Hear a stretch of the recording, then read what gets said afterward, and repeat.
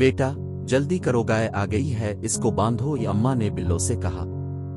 अम्मा इस दफा गाय का बच्चा मेरा होगा, बिल्लो कहने लगी। बिल्लो अपनी अम्मा और अब्बा फजलुद्दीन के साथ एक दूर दराज देहात में रहती थी। खेती बाड़ी करना और जानवर पालना इस खानदान का पेशा था। उनके घर में बहुत सारे जानवर थे। बिल्लो को अपने जानवर से बहुत प्यार था। उनके घर में एक गाय, 3 बकरियां, बहुत सी मुर्गियां, चूजे, एक खूबसूरत बली और घर की हिफाजत के लिए एक कुत्ता भी था।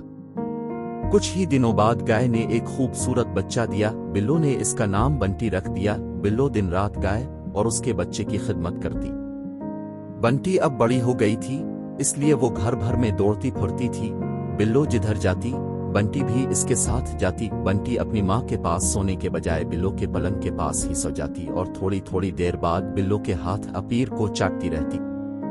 बंटी 1 साल की होने वाली थी। एक दिन बिल्लो के अब्बा फजलुद्दीन ने कहा, मुझे डर है कि कहीं रात को बंटी बिल्लो के पलंग पर न चढ़ जाए और बिल्लो उसके नीचे दब जाए, लिहाजा हमें बंटी को रात में गाय के पास ही खूंटे से बांधना चाहिए। अब्बा के बेहद इसरार के बाद बिल्लो बंटी को खूंटे से बांधने पर राजी हुई। एक दफा बंटी बीमार हो गई और उसने खाना पीना छोड़ दिया, तो बिल्लो दिन रात बंटी की तीमारदारी में लगी रही।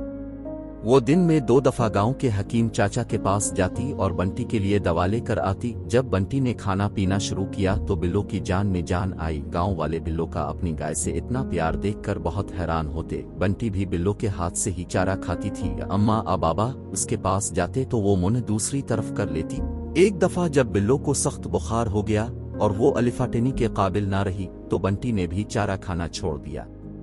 वो सारा दिन बिल्लो के पलंग को देखती रहती। जब खाए पिए बगैर गाय ने 2 दिन गुजार दिए तो अम्मा जबरदस्ती बिल्लो को पकड़कर उसके पास लाईं। बिल्लो ने इसके माथे पर हाथ फेरा और इसे पानी पिलाया। जब बिल्लो वापस अपने पलंग पर जाने लगी तो बंटी भी अपनी रस्सी तोड़कर बिल्लो के पास जाकर खड़ी हो गई। अब बंटी एक खूबसूरत मुकम्मल गाय बन चुकी थी। एक दिन गांव का कसाई चाचा करमू बिल्लो के घर आ गया और कहने लगा, भाई फजलुद्दीन, तुम्हारा जानवर अब 2 साल का हो गया है, क्या ख्याल है इस साल इजा है?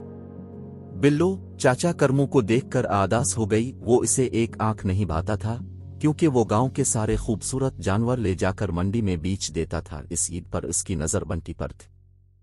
क्या बात है बेटी, तुम कुछ परेशान लग रही हो?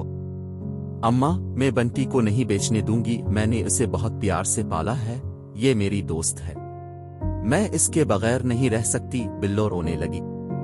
बिल्लो को रोते देखकर अम्मा उसके करीब आईं, इसे अपने गिले लगा लिया और कहने लगे, देखो बेटी, हम गरीब लोग हैं और जानवर पालते हैं, फिर उनको बेच कर हमें जो पैसे मिलते हैं उनसे हम अपनी गुजर बसर करते हैं। ये गाय तुम्हारी है, इसे बेच कर जो पैसे मिलेंगे वो तुम अपने पास रख लेना, कल को तुम्हारे काम आएंगे।